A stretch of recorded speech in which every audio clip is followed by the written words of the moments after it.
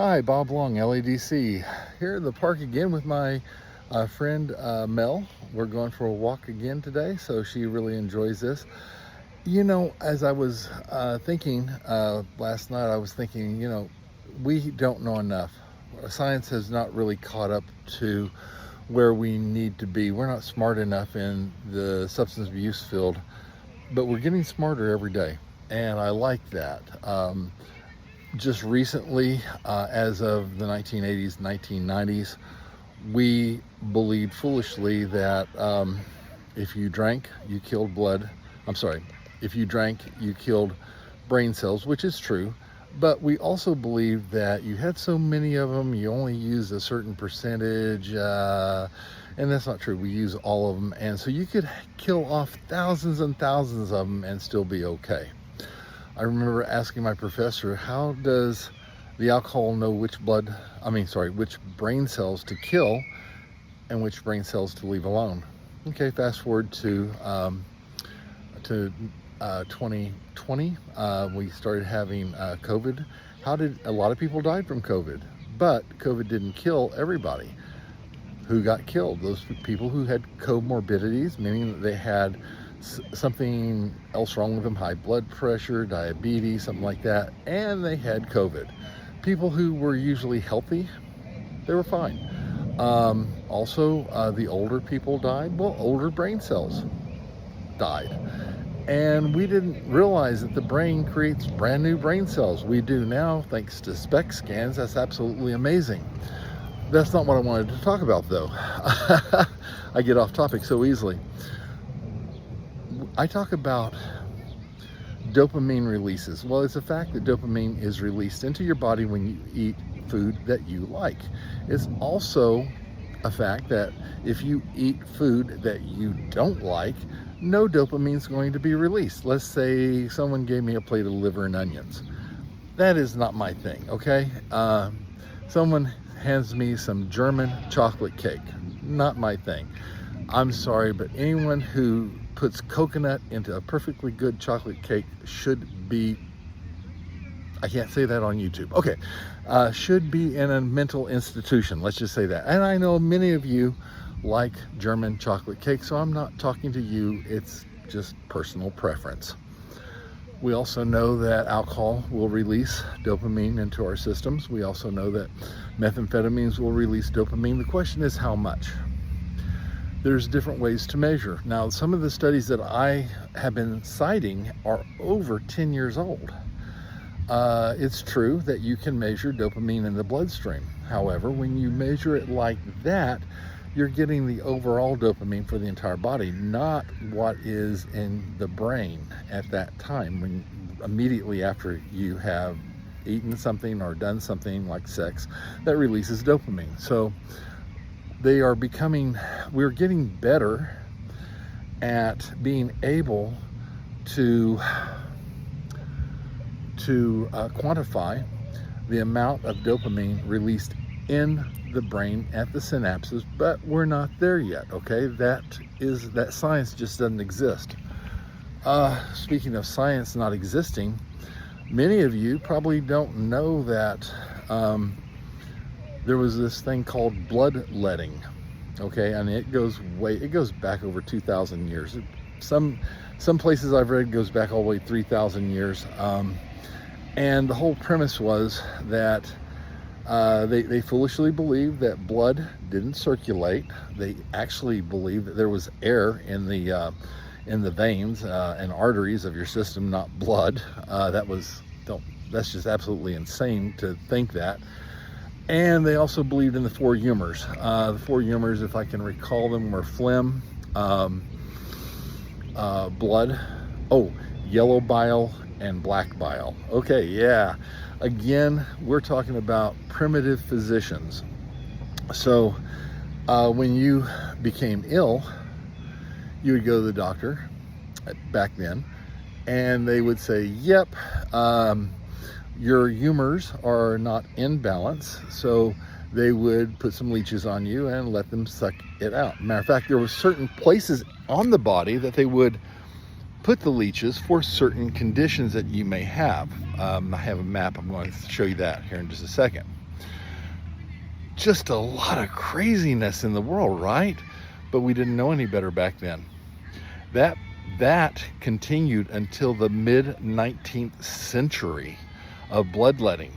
Okay, so now today you have people going to the doctor and saying, hey doc, I've got this pain, and they're med seeking, they're looking for opiates, they're looking for whatever. I was wondering if anyone would go to the doctor back in the 1700s and say, hey doc, I think I need to have some leeches put on me. Leech seeking treatment. I don't know if they were seeking that or not.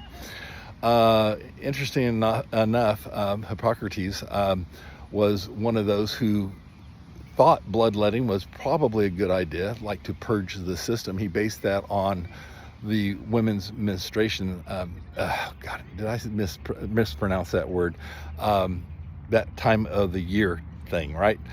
And he said that was a way that a woman's body would rebalance their humors. Men can't do that, so therefore we have to get the leeches. Men got leeches. All right, so anyway, that's enough of that. So let's fast forward. It doesn't matter right now the exact amount of dopamine that each substance puts into your body. You have to understand a couple of things. Number one, you can't naturally reproduce that. Okay, so when I say naturally, there's just some things that you do that will release dopamine. If you're watching your favorite football team and they're winning, that's going to release some dopamine. If you're exercising and you enjoy yourself exercising, that's going to release dopamine. If you are if you're drinking and you're a drinker, it's going to release dopamine. If you're eating your favorite junk food or whatever, it's called comfort food for a reason, and you're finding comfort in the dopamine that it's releasing, okay, fantastic. The amount we have to understand is for natural things such as exercise, food, doing something that's going to help somebody that makes you feel good, okay, that dopamine is naturally produced. What's not naturally produced is the dopamine from substances such as alcohol, cocaine, meth, even marijuana. And today's marijuana is way stronger than what it was back when I was a kid. So we'll talk about that in a separate video. Just understand that you're never going to get that same feeling clean and sober, and that's okay. You're going to have to let your brain cells basically get new brain cells, okay, reproduce, and you're going to have to allow your pleasure centers, your D2 receptors, those are your dopamine receptors in your brain, to heal, okay? And if you can allow enough time for those D2 receptors to heal, you're going to be fine. If you're a methamphetamine user, think of it like this. You have a Model T Ford. It's an old car. You got a stock engine on it, maybe 4-banger, straight 4, and you're going to put nitrous on it and you're going to try to race it. No, what you're going to do, that nitrous is going to blow that motor up, and then you're going to have to rebuild the motor. Okay, so when you have used so much meth or so much MDMA or whatever that's releasing so much of that stuff into your system, you're blowing up your D2 receptors. And your brain says, wow, look at what he did. Let's give him some D2 receptors, but let's only give him maybe half of what he's used to having. Okay? And then, of course, we interpret that as meth is not as good as it used to be, so we increase the dosage to get the same effect. Well, you're just doing more damage to the brain. Pretty soon, when you do stop, you go pleasure death, because your D2 receptors, you're still producing dopamine, but there's no receptors to say, hey, listen, this is the feel-good stuff that make him feel good. So, okay, guys, we got to get smarter about this. That's all there is to know. We have to realize that some of the stuff that we've been taught, especially heard of it back in the 1980s, 1990s, even the 2000s, even today, I still have people going like, you mean the brain can heal? Or, you mean I've been doing damage to my brain? Yes, you have been. We can see it on SPECT scans. We can see it We can see the profusion of blood. Blood carries oxygen. Every organ in your body requires oxygen, right? So if we see that there are places in the brain where the blood flow is not getting to on a SPECT scan, we can assume that there's no oxygen getting to those little bitty brain cells, and you are asphyxiating them. Okay? You're killing off your own brain cells. Quit doing that, okay?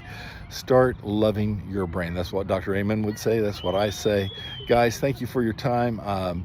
Looks like a little bit of rain behind me, but that's okay. Mel and I are sweating out here today. It's about 80 degrees, and I hear a bunch of kids over here in the playground playing. Take care. Have a good day.